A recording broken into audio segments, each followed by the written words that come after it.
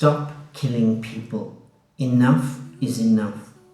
I am tired of turning on the news every day and hearing the first line, which always starts with words such as this: 57 people were killed today. Amongst the dead were 23 women and children. It is sickening. It is not just words, it is a reality. Only one thing is certain.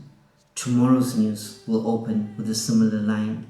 The numbers will just be different. However, consider the meaning of those words. Amongst the dead and injured are family members, mothers, daughters, sons. The headlines are always followed by pictures and videos of people holding the lifeless bodies of their loved ones, whilst an endless stream of tears runs down their face and they cry out in anguish and in excruciating pain. No attempt to console them works. They are captured in the moment. A moment which means that never again will they hear the young voice of their loved one. Soon they will have to bury that loved one because life has left that body forever. Life which God gave, a future which God gave, happy laughter which God gave is now taken away, whilst now only a shallow grave which is being dug is their final destination. Was this the plan for that life? Was that young one maybe supposed to change the world with the talent that is imbued within him or her from above?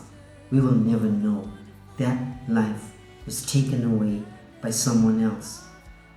And before you go into defensive mode and state that the war is only because you are responding to what someone did to you, and 1,400 people were killed on 7 October 2023, whilst the retaliation indicates that more than 50,000 are killed or injured on the other side. Before you say that the emergency $19 billion military aid package approved by another country was justified, remember that in that country this represents their tax dollars, 19 billion of them, money that they worked hard for, which was paid over to the government to build infrastructure for them, is now being used to fund the demolition of infrastructure in another country. They are now using that same money to fund missiles and grenades and guns, which was built for one purpose and one purpose alone: to destroy buildings and lives along the way. So make no mistake that the killings that are reported daily, you have blood on your hands, to put it bluntly. You see that once you sleep peacefully in your bed every night, knowing that your loved ones are fast asleep in their cots down the passage, and that your beautiful home and job is secured. Across the world it is reported that a 6-year-old girl is on the news with an arm that has just been amputated. A 6-year-old girl whose arm that has just been amputated. No, it is not a fictional tale. It is not sensational. It is a reality. Just seeing that short video has haunted me. I cannot get it out of my mind. The little girl calmly talks about how she was playing in the school playground when she heard the plane above and the bomb fell from the air. The next thing she remembers is that she awoke in the hospital and now her hand is missing. She does not express anger or fear or even pain. She just calmly shrugs it off as if it were the loss of a tooth which would grow back shortly. Was she too innocent to understand that the rest of her life will be defined by that moment? Does she know that she will not be able to write properly or play a ball game with her siblings and friends? Everything, including eating and even drinking water, will be a challenge. You should try going through life without the aid of an arm for just one day to understand her plight. An arm which God gave her is now detached from her body.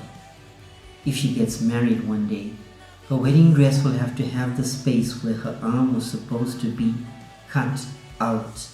If she were to have a child, she will never be able to carry that child in her arms. Now let us consider the soldier, the pilot who pressed the button to release that bomb, that missile that fell on that little girl's playground. He was not at fault, right? No, seriously, it is not his fault. He just flew a mission and dropped a bomb. He did not know or even care where the bomb landed. He flies home after that mission and convinces himself that he took out a major strategic target of the enemy. He returns to his happy family and holds his child tightly in his arms and kisses them to sleep. He is oblivious to the disaster he has caused in that little girl and her family's lives. Life will go on for him normally and without repercussions. Tomorrow he will awake and fly another flight and drop another missile. And here is the truth. He is not at fault. How can he be at fault when all he is doing is following the instructions of his president, the leader of his country, a leader who was appointed by you, the people, a leader who is carrying out the wishes of the majority of the people in his country? You may claim to be in the minority and not in support of this war and these actions. You are in the minority. And in a free and democratic world that we live in, the minority succumbs to the will of the majority. The reality, however, is this: the way you look, the characteristics that you have, your hair, your skin color, your height, etc., all come from your genetics, from your mom and your dad. However, the way you think, the way you treat people, the way you look the other way, that's you. That's all on you. All our religions and beliefs in God are different. However, we are united by one thing. That thing is that one day each of us will die and we will stand in front of our Maker, where our eternity will be decided based on our actions on earth. That is, we get one chance to go through this earth and to do good, to choose good, to help our fellow human beings who face struggles every day. At that moment, when you look into the eyes of your Maker, do you know that whoever you are, you stand alone, and all that accompanies you are your actions on earth, which will speak for themselves? For you who have funded bombing campaigns via your silence and your hard-earned tax dollars and a prolonged war which is taking away lives every single day, do not think that that minor detail will be ignored by our Maker. We will all be answerable.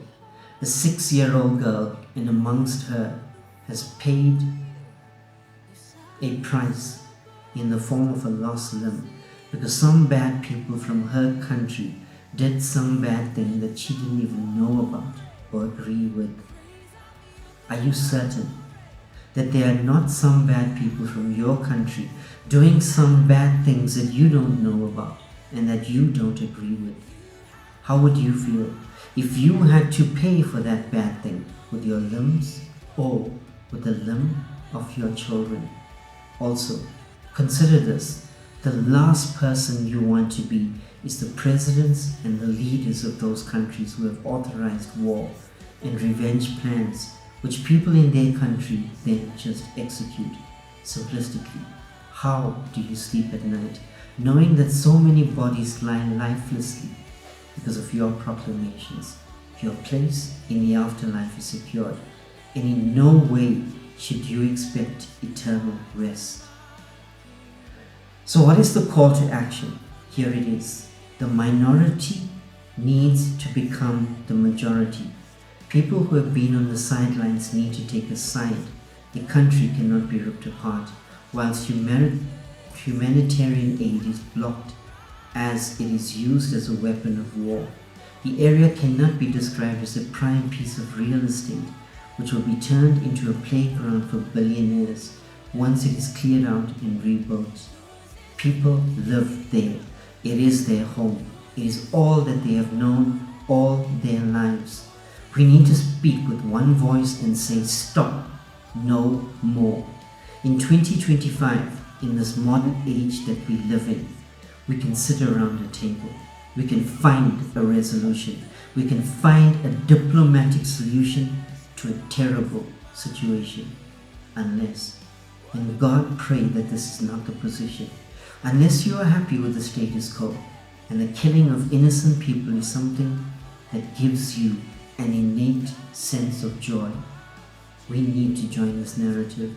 And maybe if enough of us say something, our voice will try and drown out evil, because under the hood, that is what it is, evil. Good must prevail. Together we can rise above division and bring an end to the suffering. There is a right and there is a wrong. This is wrong, and the world looks on. Maybe not anymore.